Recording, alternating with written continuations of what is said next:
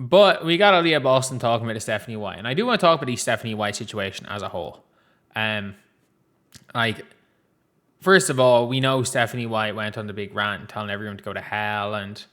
And we've also heard Stephanie White go out, like, basically say she never saw the Sophie Cunningham situation. Like, can we be real here? Can we be real here? There is literally footage of her staring at what happened. Like, even in real time here. Like, there is footage of her. There's footage of her, like, staring at what happened.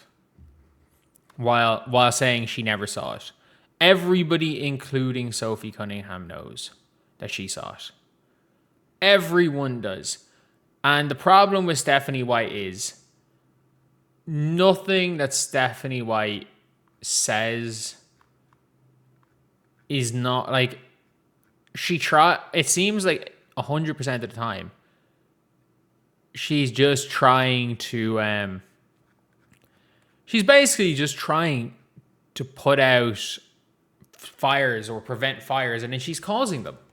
And you've got Aliyah Boston being like, talking about the booze and being like, it's disrespectful.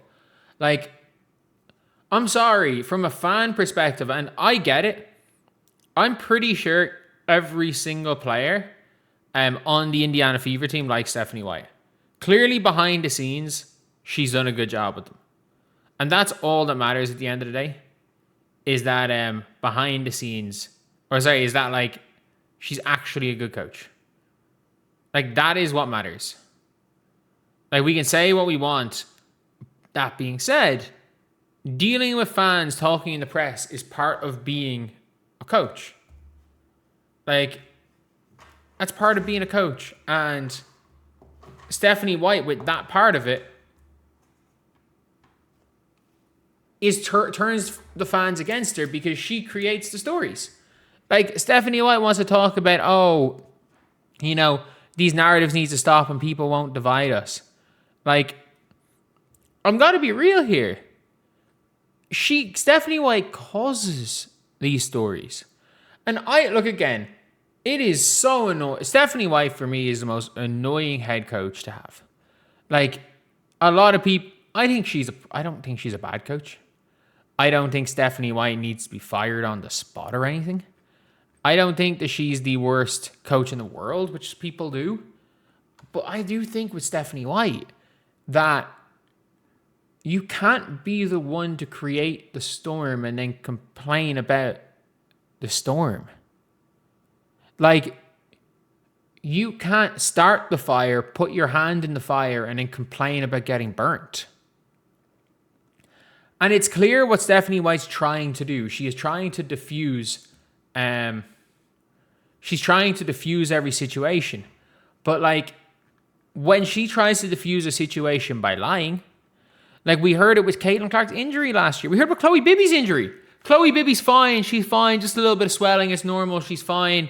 There's no injury. No new timeline. Nothing's gone worse. She's fine. And then we find out Chloe Bibby's out for 4 months with a knee injury.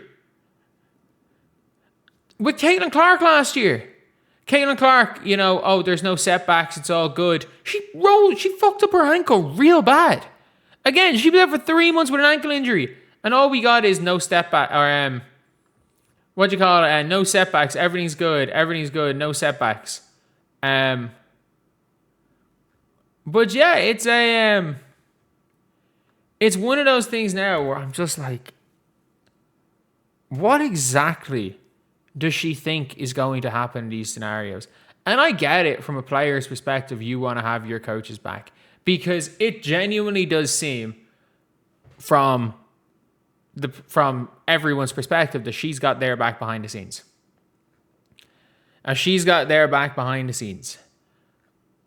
But, like, she starts fires publicly.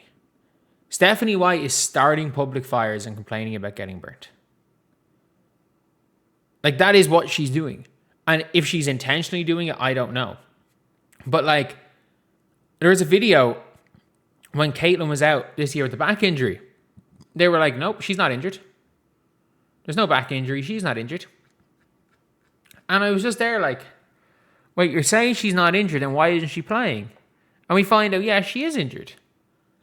You find out, yeah, she is injured. But yeah, it doesn't feel, none of this makes any sense.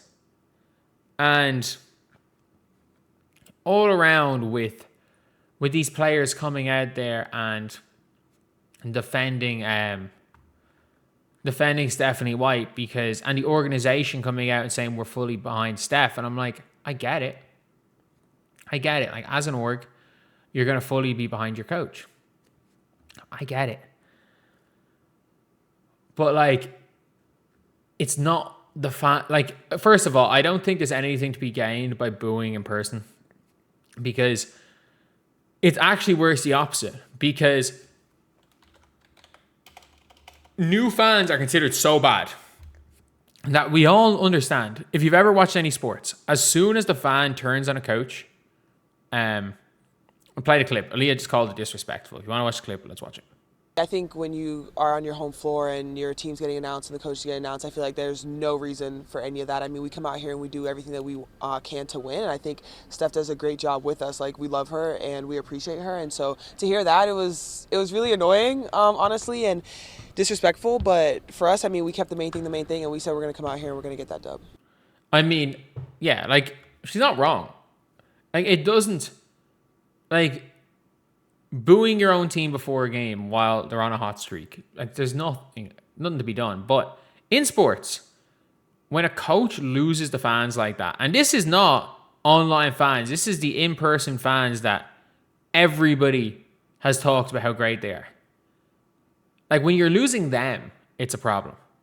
Like, it's a big problem when you're losing the in-person fans, because those in-person fans aren't chronically online. If you lose the chronically online people, who cares? But if you start losing your fans in arena, it's over. But the problem is now is that the narratives are so, like, the fever is old WNBA. Kelly, Amber, Steph, the whole staff, they're all old WNBA. Like, the WNBA in all of these leagues, in the NBA, they're like, look, we know it's a business. In the WNBA, every time a player gets traded to a place they don't like to, or every time something happens to a player they don't like, they think it's a personal shot at them. Unfortunately, you can't say it's a business. You cannot use that phrase when it comes to the WNBA. You cannot use that phrase because the players and coaches and organizations don't understand that. And the entire FIFA organization is old WNBA. From when it wasn't a business, from when it was a charity. When basketball got played. So, losing the fans is going to guarantee Stephanie White keeps her job, by the way. It doesn't really matter how bad she is. I'm fully convinced the FIFA trade Caitlin Clark before they fire Stephanie White. That being said, there's a chance that both of them are still there. And we have actual footage of the booing here.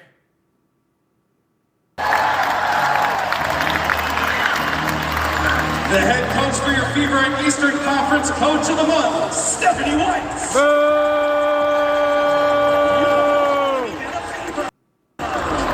That's one dude. That's literally one dude. God, I wish they'd fire her already.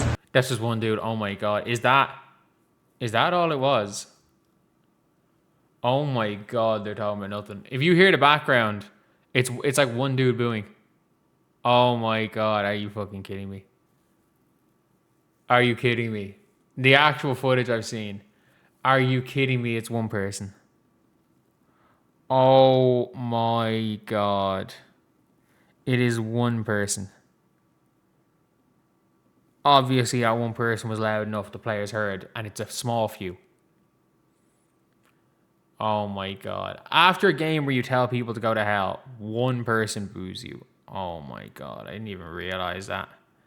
I just saw that there. Like, what the hell, man?